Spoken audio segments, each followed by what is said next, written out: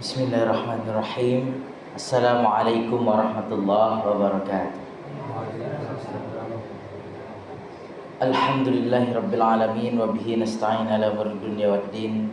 Asyhadu an la ilaha illallah wahdahu la syarika lahul mulkul mubin wa asyhadu anna Muhammadan 'abduhu wa rasuluhul amin.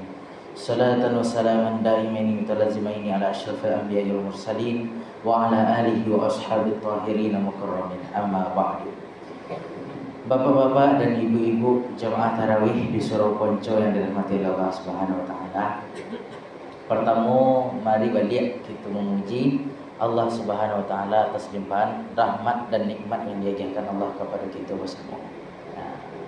Masuk hujan, masuk pandai itu rahmat dan nikmat dari Allah depan. Kadang di awak, kadang berjalan kan, atau di orang lain, kok misalnya hari hujan, awak kok dapat ndak hujan lah hari ini. Kan itu tahu yang pas hari ndak hujan, awak minta ndak hujan, kiranya hari hujan. Kecil orang deh aku hujan hari ini. Kok misalnya paneh ba ale bu. Kok paneh kan awak minta hujan, kira lagi paneh ada Allah. Deh aku paneh hari ini. Apalagi kok siang hari pas bulan puasa. Awak sampai ke Parak, tiba di Parak, hari paneh. Sedang paneh-paneh longkang itu mau onde-onde awak jadinya gara-gara ayo awak berharap lindok lah hari tadi kira paneh. Tapi dalam persoalan itu sebenarnya baik itu paneh atau hujan itulah dipergilirkan di Allah Subhanahu wa taala.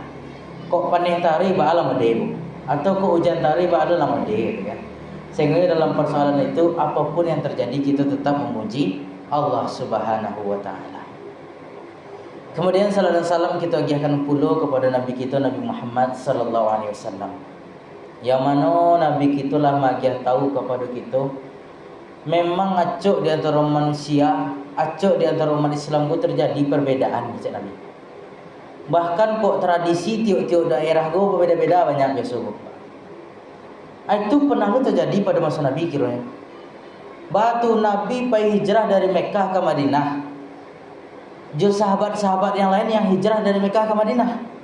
Pas hijrah dari Mekah ke Madinah, perangai orang Mekah jo perangai orang Madinah berbeda, jauh berbeda. Tetapi bisa disatukan dengan Nabi Muhammad SAW perbedaan tadi. Yang kita harapkan kok bisa tiba di awak, tiba di siku you ada orang berbeda dari awak Pak Bu, tapi jangan sampai berbeda tadi membuat awak saling bermusuhan satu sama lain. Itu yang kita harapkan. Jadi sebelum kita masuk kajian, tentu rancak kita praktekkan pula ayat suci Al-Quran Pak Bu. Kecil Allah dalam surah An-Nisa ayat pertama, wattaqullaha alladzi tasaaluna bihi wal arham. Itu pertengahan nanti akhir. Mari kita bertakwa kepada Allah lah kita meminta wal arham dan sambunglah tali silaturahmi. Jadi untuk menyambung tali silaturahmi itu kenalan dulu lah itu step. Kayak kalau kenalan setelah Pak atau masih ingat Pak? Ambo lah beralam mau nak kemari kan. Lah tahun dulu tu pas sedang kuliah S1 dulu lain pernah kemari. Aku lah agak lama lah selesai pendidikan S2 baru kemari gitu kan. Lah lama atau masih ingat Pak? Tak ingat. Dah ingat dah Bu. Ada ingat apa dulu rasanya gitu kenalan dia gitu kan. Nama Ambo Muhammad Khalil Rahman. Disampaikan di protokol kita tadi. Payah ingat Pak? Iya Pak. Iya enggak payah sih Pak. Ada cara mudah mengingatnya Bu. Kalau payah mengingat nama Bu, ada cara mudah mengingatnya. Ingatlah arti kan. Ketika ingat arti mungkin kalau ibu-ibu itu. Nama Bu Muhammad Khalilur Rahman. Muhammad tiga kata tu. Muhammad Khalil Rahman. Muhammad artinya Muhammad, Nabi Muhammad kan itu. Ar-Rahman tu. Kalau Ar-Rahman artinya yang Maha Pengasih. Itu mungkinlah tahu kan. Tapi yang Khalil gua agak payah mengingat STA. Khalil gua aja. Kiranya Khalil itu dalam bahasa Arab ada orang menyebut Khalil, ada orang menyebut Khalil. Apa beda artinya Pak? Kalau Khalil arti dalam bahasa Arab sakete. Itu tak cocok arti tadi dah. Muhammad sakete yang Maha Pengasih. Kan tak cocok Pak? Kan tak cocok arti itu kalau Khalil disebut ya. Tapi Khalil panggilannya Bu. Arti Khalil tadi, Khalil itu artinya kekasih. Jadi kadang ada orang memanggil Ustaz Khalil aja. Kalau nak panggil Ustaz Khalil Bu, sabut arti Ustaz apa? Saya kekasih. Gitu. Kekasih siapa gini kok. Allahu alam. Jadi dalam persoalan itu kita ingat artinya insyaallah atau mudah-mudahan ingat taruhlah dapat je ibu andaknya.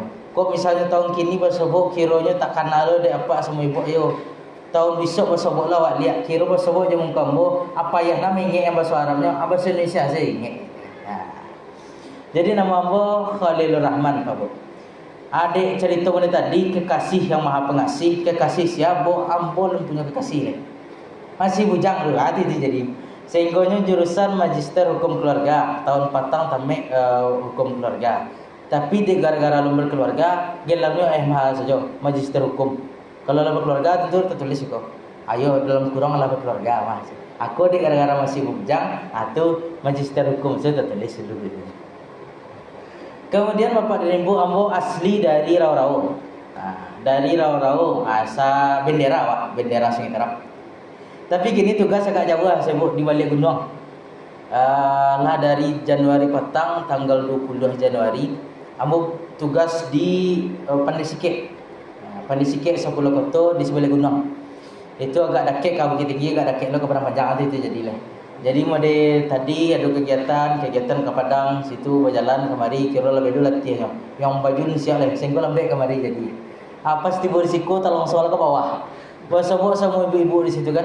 Ada adik-adik ketek tolong tanya cak dia, "Ba di Mas Suraponco kini lah lamun nak kemari gitu kan." Kateh gua dah aja kan. Tu tanya dia kecil ibu tadi kateh gua belok isiko. Oh iya lah lamun nak jalan kemari gitu. Itulah perkenalan nombor Bapak Ibu. Itu saya rasa ya Pak.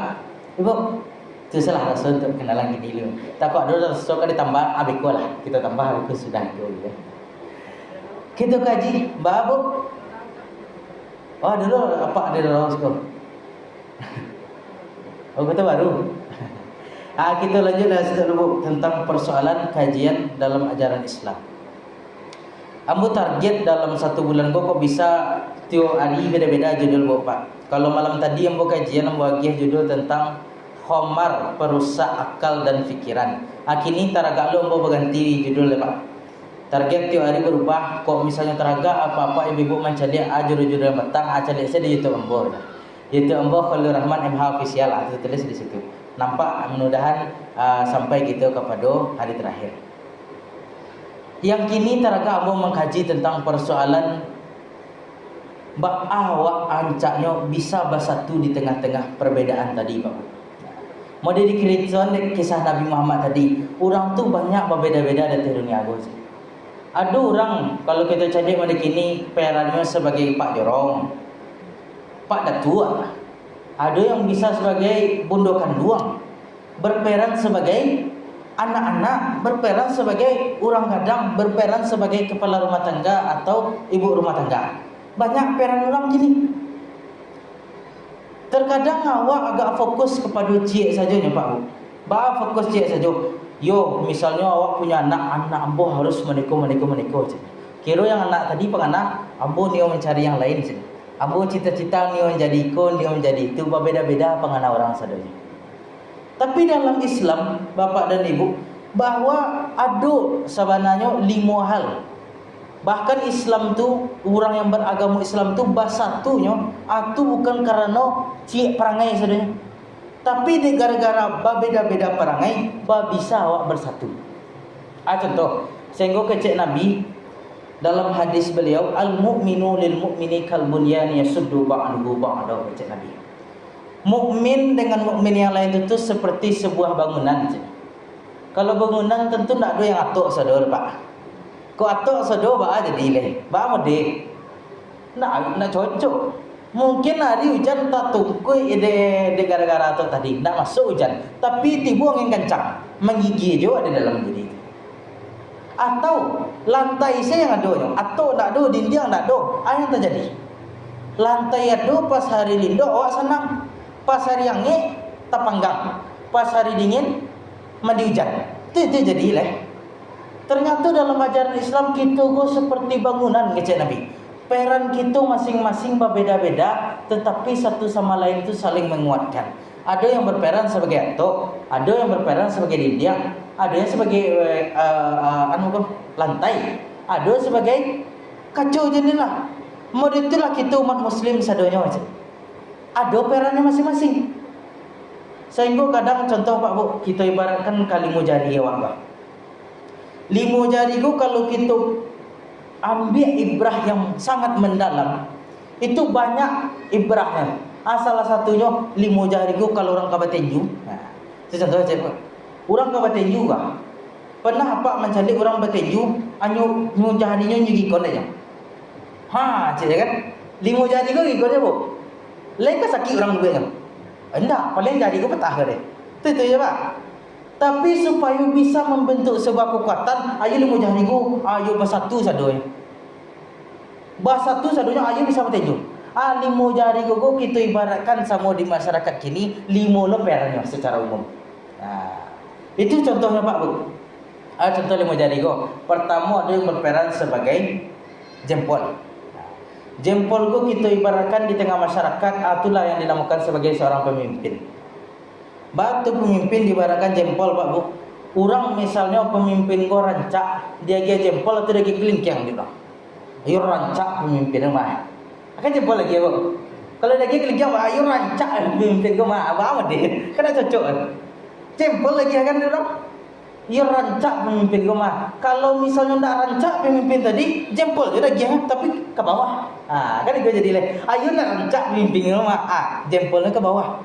Sehingga jempol ku diibaratkan sebagai seorang pemimpin. Pemimpin yang bisa menjadi sebuah kekuatan model rumah tadi, itulah pemimpin yang ikut bersatu dalam membentuk kekuatan dalam ajaran Islam. Pemimpin tu Pak Bu, ayo tentu pemimpin yang memikirkan rakyatnya, pemimpin yang bertanggung jawab terhadap apa yang ia pimpin. Sehingga keluar dari hadis Nabi. Kecek Nabi Bapak dan Ibu, kullukum ra'in wa kullukum mas'ulun an ra'iyatih. Setiap dari kita itu pemimpin dan akan dimintai pertanggungjawaban terhadap yang kita pimpin. Orang bujang Ustaz, orang bujang tu pemimpin juga tu, tapi pemimpin untuk dirinya seorang. Dia tanggung jawab di Allah tangan, dia tanggung jawab di Allah kaki. Kama kaki ka dilangkahkan, kama tangan yang diayunkan. Sehingga setiap dari kita itu pemimpin itu Nabi.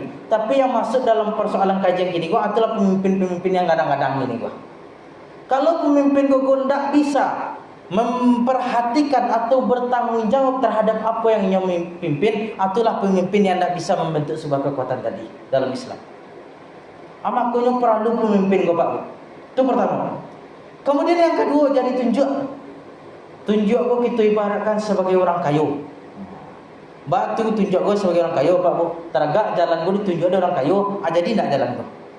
Surau kita kau dikecil orang kayu beko. Ayo kau surau lelamuna jadi surau mah. Kita bangunlah masjid sagodang masjid sumber yang di masjid sumber yang di Padang Tanah saja kan. Adik gara-gara tunjuk orang kayu tadi bisa menjadi masjid sagodang masjid sumber itu. Dek gara-gara tunjuk orang kayu. Aku orang kayu kau perlu dalam Islam Pak Bu. Pernah ada kisah dulu. Kisahnya dulu kau Imam Syafi'i. Imam Syafi'i ko nyagian tahu neko bapak. Lama menjadi orang miskin kecil Imam Syafi'i. Batu lama menjadi orang miskin ketika meninggal besok nak banyak lagi ditanya tiba di dalam kubur ada sih. Sehingga lomba-lomba lah jadi orang miskin. Itu kalau kata Imam Syafi'i dalam qaul qadimnya, perkataannya yang lama. Ini ada dua perkataan Imam Syafi'i, ada qaul qadim, ada qaul jadidnya. Kiranya dia tahu ke jemaah, yo kok bisa jadi orang miskin lah. Kan itu. Pas sedang menitu kiranya Imam Syafi'i tadi gua jalan-jalan Pak Bu. Bajalan di cik daerah gua sobok lo sama orang Islam. Kira orang kayu adang. Sedang hitung piti. Sedang hitung piti juga diimbaunya dari Imam Syafi'i. Oh yang kurang Islam dak cik kecek Imam Syafi'i. Iyo cik. Aku menjadi orang kayu cik ya kan. Iyo tu tak boleh cik. Iyo rancak jadi orang miskin kecek Imam Syafi'i. Kalau misalnya jadi orang miskin, pertanggungjawaban tiba di alam kubur tentu tak banyak ada cik. Sedangkan cik kapak saya banyak pertanyaan malaikat itu. Dari ma kapak go, kama pai kapak go. Cara memakai kapak go. Itu ditanya oleh malaikat seluruh. Aku banyak betih cik Imam Syafi'i. Siapa dijawab de orang tadi Pak Bu. Kecik jawab de orang-orang yang kayu tadi go. Ya kalau misalnya sadonya umat Islam go miskin keciknya. Siapa yang akan membela umat Islam di masa yang akan datang lagi cik. Siap dek gara-gara kata-kata yang itu, tapi kira Imam Syafi'i Pak. Bahata pikirnya di Imam Syafi'i iyo jo mah. Kecek Nabi al-mu'minu qawiyyu ahabbu ila Allah minal mu'minu dhaif. Mukmin yang kuat itu lebih dicintai dari Allah daripada mukmin yang lemah. Kok awak fakir tentu awak kategori lemah dari segi ekonomi kecek, tapi kiranya kalau lemah dari segi ekonomi datang orang kayu, beko kira orang kayu pun nak beragama Islam. Masuklah ke dalam agama ambo, aku pitih, ikut makanan saja. Alhasil bah tak bujuk orang ke dalam agama yang lain beko saja. Ayo saya siap itu tawayang dari Imam Syafi'i. Yo perlu orang kok misalnya bisa awak menjadi orang kayu, semangatlah menjadi orang kayu kecek Imam Syafi'i. Karena bah menjadi orang kayu bisa pertama sekali masuk ke dalam surga, bisa juga pertama sekali masuk ke dalam neraka. Orang kayu yang bisa masuk ke dalam surga, itulah orang kayu yang bertanggung jawab tadi membentuk sebuah kekuatan keislaman tadi. Batu orang kayu gua ada kewajibannya cepak. Kewajibannya contoh pas kita di bulan Ramadan kini, lampi akhir kita kan membayar zakat fitrah. Allah ada yang membayar bukan? Membayar zakat fitrah ambu dek karajo di Basnas sebagai dai pemberdaya Basnas Kabupaten Tanah Datar. Dia tahu tuh ada zakat fitrah ada 3 golongan. Golongan yang barangnya kualitas 1 45.000, yang kualitas 2 42, yang ketiga 35 macamnya kan. Kalau kamu membayar fidyah 25.000. Itu pemberitahuan yang dari Basnas Kabupaten. Itu kalau zakat fitrah. Kalau orang kayu Pak Bu, ada dulu zakatnya, itulah zakat pitih tadi, zakat mal, zakat harta. Orang kayu yang membayar zakat, orang kayu yang menolong orang-orang miskin, itulah orang kayu yang membentuk sebuah kekuatan tadi. Kalau nak namanya membagi zakat, atau orang kayu tetap menikosinya. Tak bisa membuat tenju dari cerita kita tadi. Sehingga kata Allah dalam Al-Quran, wa aqimus shalah wa atuz zakah. Dirikan solat, bayar zakat. Kalau awak membayar zakat, tentu harus menjadi orang kaya dulu. Salah satunya zakat mal. Kalau zakat fitrah, ya wajib satu orang. Tapi zakat mal tentu harus menjadi orang kaya dulu. Saya ingin tak pikir di Imam Syafi'i, harus menjadi orang kaya. Semangat awak menjadi orang kaya. Itu. Itulah yang kedua Pak Bu, orang kayu yang taat dalam beribadah, orang kayu yang membentuk sebuah kekuatan dalam keislaman. Yang ketiga Pak Bu, itu yang di tengah-tengah. Jari tengah kok. Siapa yang kita ibaratkan sebagai orang jari tengah itulah para ulama. Ulama yang bisa membentuk sebuah kekuatan Bapak dan Ibu, ulama yang tidak memecah belah umat. Beda awak dari yang lain gua sasek yang awak endak aja. Ada kejadian itu Pak. Ambo tahun kapatang pada saat itu. Ada keluar keputusan dari Majelis Ulama Indonesia yang di Kabupaten Ternate. Ada ajaran yang sesat kini. Ajaran sesat itu berkembang dari Padang sampai ke 10 Kota, tapi 10 Kota gua seketik yang pergi situ, satu pergi ke Kumbuah ajaran tadi. Namanya tu aliran kesucian. Dia tahu Pak? Pernah pergi Bapak? Ada lah. Ada lah Bu. Kira yang ajaran tadi Pak Bu. Dikecen de imam pemimpinnya tadi go. Siapa yang tidak mengucapkan 2 kalimat syahadat di mungku ambo caknya. Berarti sah keislamannya lah. Masuk orang laki bini caknya. Orang laki bini gue yang menikah di KUA sah ni laki bini dah caknya. Sehingga ada kasus itu orang laki bini tadi gue minta caranya di pengadilan. Bini gue minta caranya di pengadilan batu kecek imamnya gue sah nikahnya lah caknya. Sehingga gue cari di pengadilan dulu. Kiranya dalam persoalan itu keluarlah keputusan dari Majelis Ulama Indonesia, itulah salah satu aliran yang sesat tadi, mudah menyesatkan orang lain. Akhirnya ulama yang membentuk sebuah kekuatan itu bukan ulama yang mudah mengujarkan kebencian terhadap ulama-ulama yang lain. Contoh Pak Bu, ulama kita ada Imam Syafi'i, ada Imam Malik. Yang Imam Malik itu menjadi guru Imam Syafi'i itu pada masa dulu. Imam Malik tinggal di Makkah. Imam Syafi'i menjadi muridnya Imam Malik, tapi berbeda tak dari segi solatnya contohnya? Berbeda. Contoh, Imam Syafi'inya pakai kunut sebuah. Allahumma hdina fiman hadaik. Itu Imam Syafi'i pakai semua itu. Ubah.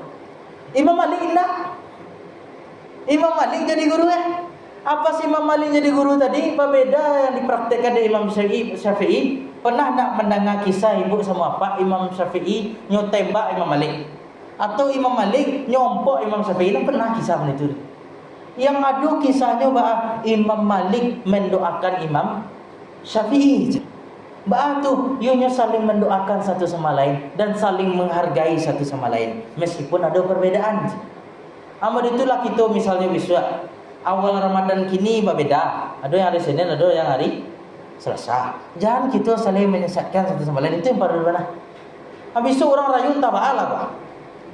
Kau kasamu rencak mana? Kau beda aja ikut lain. Nanti payah dah wak kau. Beda beko. Misalnya ada hari Rabu, ada hari Kamis contoh nak. Kita contoh itu ada hari Rabu, hari Kamis. Tiba tetangga wak sebelah. Kiranya yang di sikuku hari Rabu, yang sebelahnya hari Kamis. Dek gara-gara beda tadi, ayo usah wak satu sapu lagi je kan. Itu payah wak jadinya Pak Bu.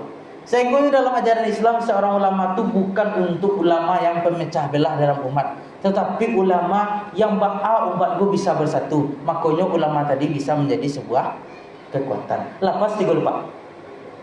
Acik lele yang kelingkiang. Kelingkiang manis lah, yang manis bu. Yang manis gue biasanya ibu-ibu atau bapak bu. Ibu atau bapak? Ibu.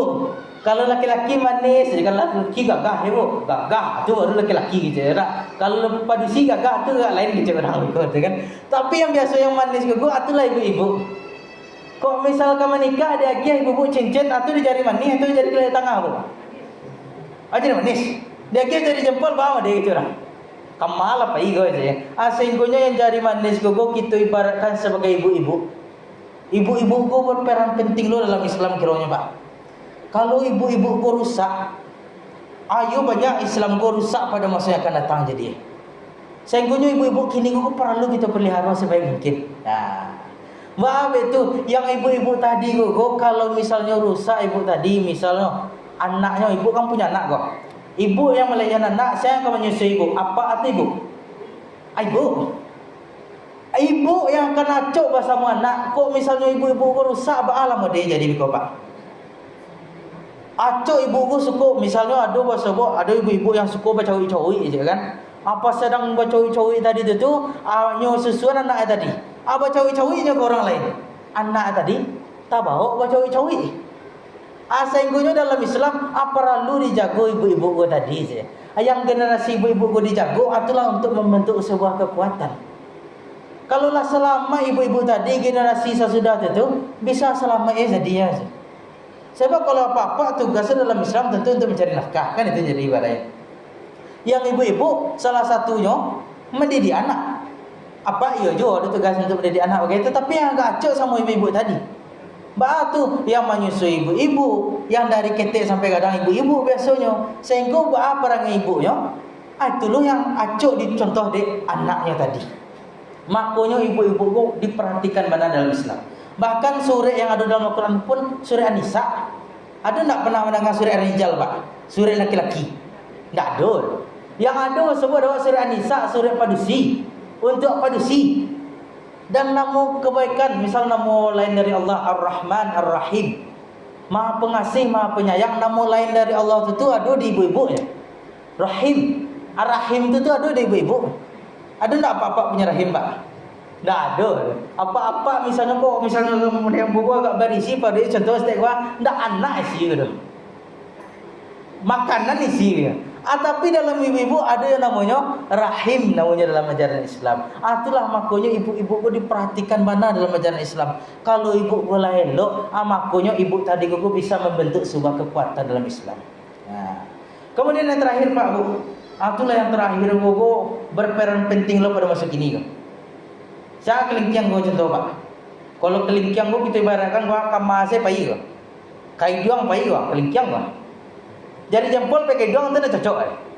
Pai ke siku ke mobil gitu orang tu pakai jari jempol nak muat dia jempol. Jari kelingkiang, jari kelingkiang gua kita ibaratkan sebagai anak-anak muda. Anak muda gua lah penerus generasi bangsa. Kalau anak muda gua rusak, itulah payahnya jadi gitu Pak Bu. Ayam kini banyak anak muda yang rusak. Mbak anak muda rusak kau. Contoh kisah sebelum bulan Ramadan kini kau. Beberapa hari sebelum Ramadan, abodek gara-gara dipandai sikit, dapat kabar di Kabupaten Agam. Ada sebuah pondok pesantren itu. Yang mbak pondok pesantren kau Pak.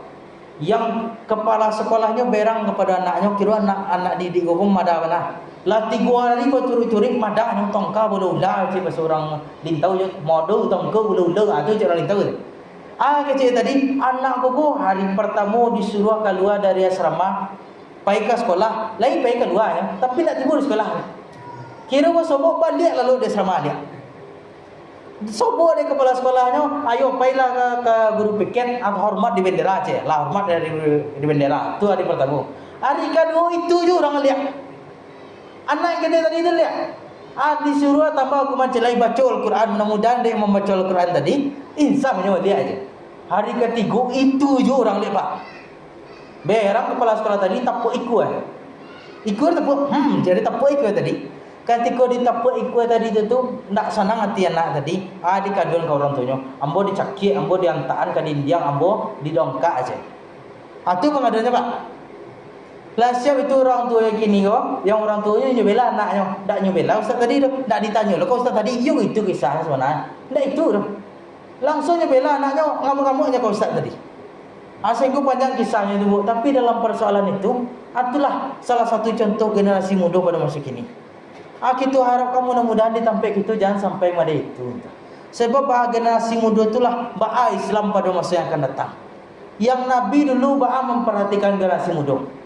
Ibnu Abbas itu anak muda tu Pak Bu. Ibnu Abbas pada masa Nabi itu anak muda.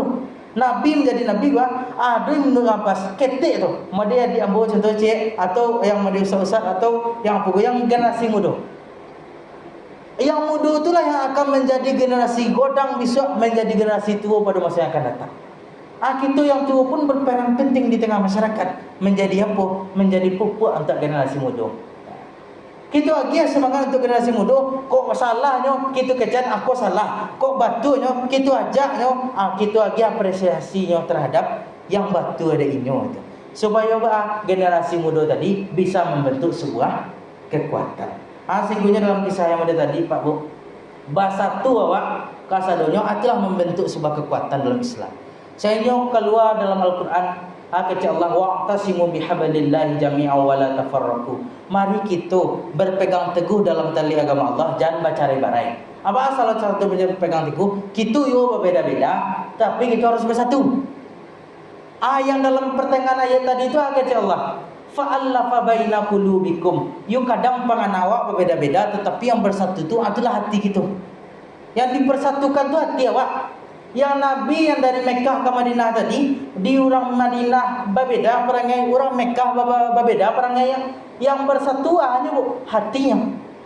Yang kita berlima tadi itu, baik itu pemimpin orang kaya, ulama, anak gadis atau ibu-ibu, anak muda, bersatu dari segi apa? Hatinya dalam membela Islam.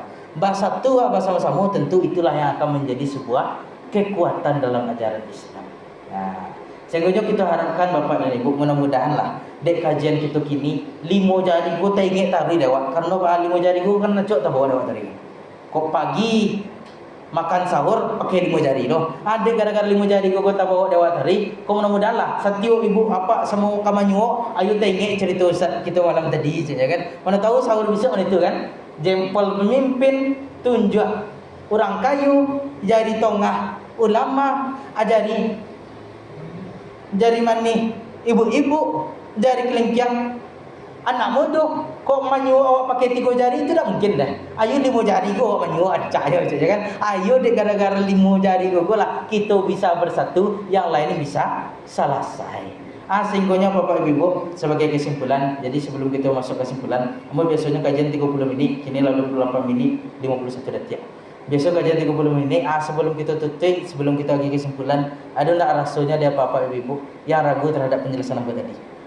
Ada tak Pak Bu? Tak. Apa? Jadi sebelum kita tutup, kesimpulan inti dalam pertemuan kita hari ini, ada 5 pilar yang perlu bersatu dalam ajaran Islam. Anda boleh lah kacau yo pemimpin tak perlu pemimpin Islam dah, tak harus pemimpin Islam. Pemimpin yang membela Islam itulah yang akan menjadi sebuah kekuatan. Orang kayu yang membela Islam itulah yang menjadi sebuah kekuatan. Yang ulama yang tidak memecah belah umat itulah ulama yang akan menjadi sebuah kekuatan. Ibu-ibu yang membela Islam itulah ibu-ibu yang menjadi kekuatan pula. Dan anak muda yang taat menjadi anak muda yang soleh dan solehah, itulah yang akan menjadi sebuah kekuatan. Kalau laku kita Pak Bu, ada orang kau bercakap jawab akan ditunggu saya jawab kali. Selesai dewak gara-gara awak lah bersatu. Untuk itu mari kita bersatu kita teguh, bercerai kita runtuh. Adalah kajian kita pada hari ini Bapak dan Ibu. Terlebih dan kurang mohon maaf. Barakallahu li wa lakum. Assalamualaikum warahmatullahi wabarakatuh.